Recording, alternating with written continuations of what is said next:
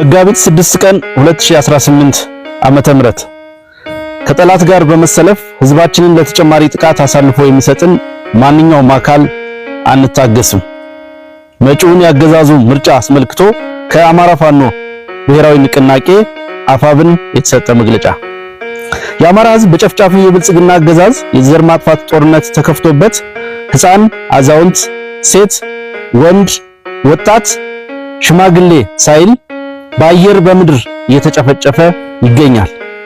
የአማራ ህዝብም ሊያጠፋው ከመጣው አረመኔ አገዛዝ ራሱን የመከላከል ከፍተኛ ተጋድሎ እያደረገ በድል እየገሰገሰ ነው። ይህ አገዛዙ የለኮሰው ጦርነትም በአማራ ህዝብ ላይ ብቻ ሳይወሰን በሌሎችም የሀገሪቱ ግዛቶች ደም አፋሳሽ ሆኖ ቀጥሏል።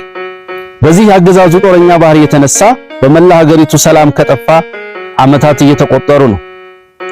በአሁኑ ሰዓት ሀገራችን በጦርነትና በግጭት እየታመሰች፣ ዜጎች በአገዛዙ ወታደሮች እየተጨፈጨፉ፣ ሚዲያዎችን አፍኖና ዘግቶ በተፎካካሪ ስም የተደራጁ ካቢኔዎችንና በሀገር መከላከያና በጸጥታ ተቋማት አመራር ስም ያስቀመጣቸውን ዘር ጨፍጫፊ ጀነራሎቹን ይዞ አገዛዙ የምርጫ ቅስቀሳ ጀምሯል። ይህ አገዛዝ የሚያወራው ምርጫ ነፃና ገለልተኛ ሊሆን ቀርቶ ከዚህ ቀደም ከነበሩትም አሳፋሪ ምርጫዎች የባሰ እንደሚሆን የአገዛዙን ባህሪ የሚያውቅ ሁሉ የሚረዳው ነው። የአማራ ፋኖ ብሔራዊ ንቅናቄ ይህ ምርጫ አገዛዙ የአማራን ህዝብና መላው ኢትዮጵያውያን ለቀጣይ 5 ዓመታት ለመግደል የሚያስችለውን ሰርቲፊኬት ለማግኘት ያቀደው እንደሆነ ይገነዘባል። በመሆኑም በዚህ የአማራን ህዝብ በታቀደ መልኩ በድሮንና በመካናይዝድ ጨምሮ በማንኛውም የጦርነት ስልት እየጨፈጨፈው ያለው ዘረፈጅ የማደናገሪያ ምርጫ በተመለከተ የሚከተሉትን ማሳሰቢያዎች ማቅረብ እንፈልጋለን። አንደኛ፣ ለፖለቲካ ፓርቲዎች በአሁኑ ወቅት የአማራ ህዝብ በታሪኩ አይቶት የማያውቅ የህልውና አደጋ ተጋርጦበት ይገኛል። ገዢው አገዛዝ በህዝባችን ላይ የከፈተው የጅምላ ጭፍጨፋና የዘር ማጥፋት ዘመቻ ዛሬም በከፋ መልኩ ቀጥሏል። አገዛዙ በአማራ ህዝብ ላይ እያካሄደ ያለው የጅምላ ጭፍጨፋ የአደባባይ ምስጢር ነው። ንጹሃን በገዛ ቀያቸው እየታረዱ፣ ከተሞች በከባድ መሳሪያ እየፈረሱና ህዝባችን የማንነት ጥቃት እየደረሰበት ይገኛል። በመሆኑም የምናደርገው ትግል በመደበኛና ሰላማዊ የፖለቲካ ትግል ሊመለስ የማይችል ህዝብን ከጥፋት የማዳን የህልውና ትግል ነው። ይህ ጨፍጫፊ አገዛዝ ህዝብን መዋሸት፣ ማታለል፣ መካድ፣ ማስመሰል እና ጥላቻ መሰረታዊ የአገዛዝ ስልትና ባህሪዎቹ ናቸውና ምርጫን አጀንዳው ቢያደርግ ብዙም አያስገርምም። ምርጫን እንደ መርህ የሚያየው ዓለም አቀፉ ማህበረሰብ የአገዛዙን ባህሪ ተረድቶ ጆሮ የነፈገውን ይህንን የማጭበርበር ስልት የተቋማት መሪዎች፣ የሚዲያ ሰዎች፣ የሃይማኖት አባቶች፣ ሲቪክ ማህበራትና የፖለቲካ ፓርቲዎች ለማጀብ በሂደት ላይ መሆናቸውን ተገንዝበናል። ይህም ያገዛዙ የጭፍጨፋ ዕቅድ ተባባሪነታቸውን ያሳዩበት ወይም ከልክ ያለፈ አድርባይነታቸውን የሚያሳይ አስፈሪና አሳፋሪ ክስተት ሆኖ አግኝተነዋል። የአማራ ህዝብ ለተከታታይ 3 ዓመታት በግልጽ ጦርነት እየተለበለበ ባለበት ድምጻቸውን አጥፍተው አንዳንዶቹም ከጨፍጫፊ ጎን ቆመው ያየናቸው አካላት ዛሬ የተለመደውን የቁማር ምርጫ እናሟሙቃለን ብለው መነሳታቸው የአማራ ህዝብ የሚያደርገውን ተጋድሎ ብቻ ሳይሆን የህዝቡን ህልውናም ጭምር የካዱ መሆናቸውን የሚያሳይ ነው። በመሆኑም ህዝብን በጅምላ ለመጨፍጨፍ የሚያስችል ሰነድ በማግኘት በማሰብ የሚደረገው ምርጫ የሚያጅቡ የፖለቲካ ፓርቲዎችንና በማንኛውም መንገድ የሚያግዙ አካላት ከአገዛዙ እኩል የአማራ ህዝብ ጠላት መሆናቸውን ለማሳወቅ እንወዳለን። ስለሆነም አገዛዙ የሚያደርገው ምርጫ የኢትዮጵያን መሰረታዊ ችግር እንደማይፈታና ህዝብን ማደናገሪያ መሆኑን አውቃችሁ ከሂደቱ ራሳችሁን እንድታገሉ እየጠየቅን ጥያቄያችንን፣ ጥሪያችንን ወደ ጎን በመተው በዚህ የደም ድግስ ላይ አገዛዙን የማጀብና እውቅና የመስጠት ተግባራችሁን የምትቀጥሉ ከሆነ ከአገዛዙ እኩል እንደምናያችሁና እንደምንታገላችሁ እናሳስባለን። ሁለተኛ፣ ለመላው የአማራ ህዝብ ሁሉንም የሰላማዊ ትግል አማራጮችን ከሚጠበቅበት የትግስት እርከን በላይ ያንተን ያክል የተጠቀመ ህዝብ አለ ማለት አይቻልም። ነገር ግን አገዛዙ ፍትሃዊና ህጋዊ ጥያቄዎችን በመመለስና ችግሮችን በመፍታት ፋንታ መልሱ የጅምላ ጭፍጨፋ ሆኗል። ይህ አገዛዙ ሊያደርግ ያሰበው ምርጫም አንተን ለማጥፋት ተጨማሪ ጊዜ የሚገዛበት ለመሆኑ የተሰወረ አይደለም። አገዛዙ በየቀኑ በድሮን በጅምላ እየጨፈጨፈ ልጆቹ በአገዛዙ ማጎሪያዎች እየተሰቃዩ ባሉበት ሁኔታ ይህ የአገዛዙ የምርጫ ድራማ ሞትን እንደመፍቀድ መሆኑን ተረድተህ እያደረክ ያለውን ሁለንተናዊ ትግል አጠናክረህ እንድትቀጥል ጥሪያችን እናስተላልፋለን። ሶስተኛ፣ ለመላው የኢትዮጵያ ሕዝብ የተከበርከው የሀገራችን ሕዝብ ሆይ መቼም የአማራ ሕዝብ እያሳለፈ ያለውን ያልተቋረጠ መከራ ለአንተ መንገር ለቀባሪ ማርዳት ነው ብለን እናምናለን። የብልጽግናው ጨፍጫፊ አገዛዝ በአየር በመካናይዝድ በእግረኛ ሰራዊት ለተከታታይ 3 ዓመታት መጨፍጨፉን በመካድ ሰላምንና ሰላማዊ ምርጫ እናደርጋለን እያለ በሚዲያዎቹ ደጋግሞ ሲናገር ይደመጣል።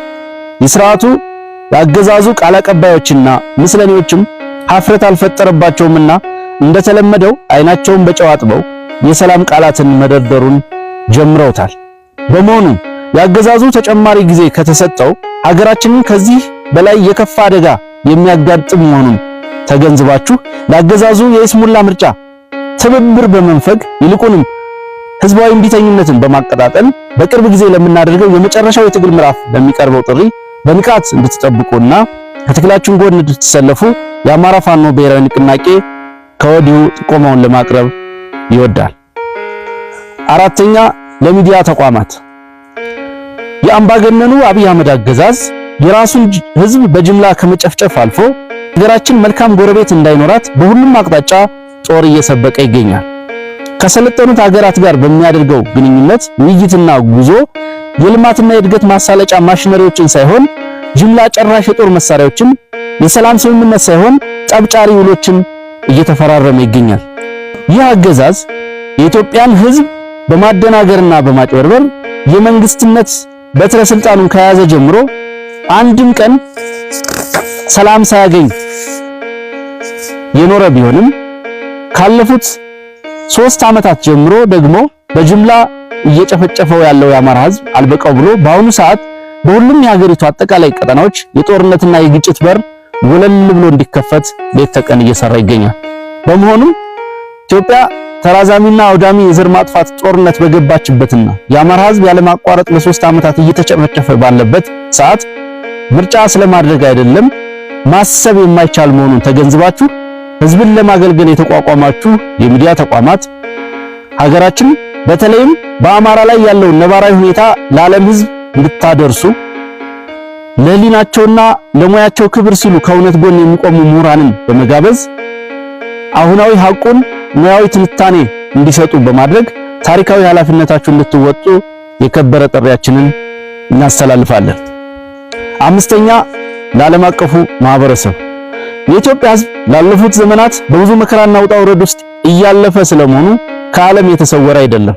አምባገነኑ አብይ አህመድ የሚመራው አገዛዝ ሀገሪቱን ወደ ባሰ መከራ ቀጠናውንም መውጫ ወደሌለው ትርምስ እየመራው ባለበት በአሁኑ ወቅት ምርጫ አድርጋለሁና ወቁልኝ የሚል ልፈፋ ለማደናገር የሚሄድበትን ርቀት የሚያሳይ መሆኑን ተገንዝባችሁ ቀጠናውን ለባሰ ቀውስና ትርምስ ከሚዳርግ ዜጎቹን ከጅምላ ስደትና እንግልት ከሚያጋልጥ ቋሚ መርሁ ቀውስና ትርምስ ጦርነትና ግጭት መሆኑን በገቢር እየገለጸ ካለው አገዛዝ ኢትዮጵያ ትድን ዘንድ ከአማራ ህዝብ የህልውና ትግል ጎን በመቆም የአገዛዝ ለውጥ በማድረግ የሽግግር ጊዜ እንዲመጣ ከጎናችን ትሆኑ ዘንድ የከበረ ጥሪያችንን እናስተላልፋለን።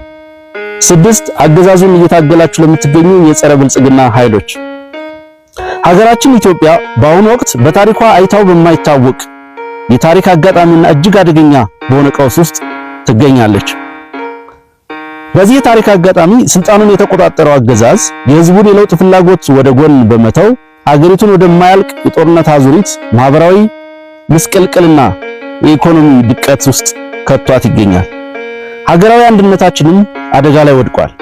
በመሆኑም ይህን ታሪካዊ ውድቀት ለመቀልበስና የኢትዮጵያን ውድቀት ለመታደግ ስር ነቀል የሥርዓት ለውጥ ማድረግ አማራጭ የሌለው ጉዳይ መሆኑን ተገንዝበን አገዛዙ ይህንን የማጭበርበሪያ ምርጫ አድርጎ ተጨማሪ የመግደያ ጊዜ ሳያገኝ በጋራ ሀገራዊ ዓላማ በመሰለፍ የተቀናጀ ስትራቴጂ በመንደፍ በአንድነት እንድንታገል ጥሪ እናስተላልፋለን።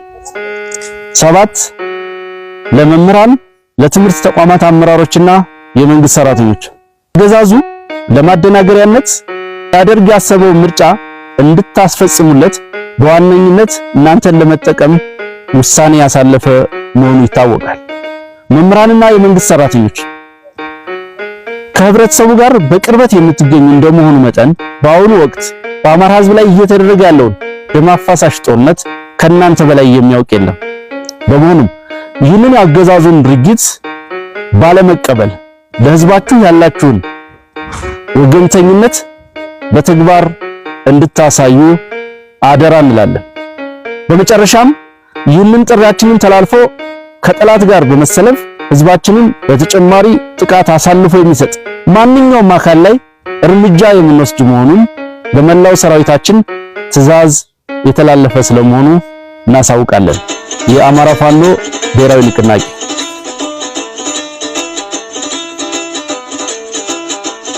ናቲን ተበሏት እርግማኗን ተተው አባቴን ተበሉ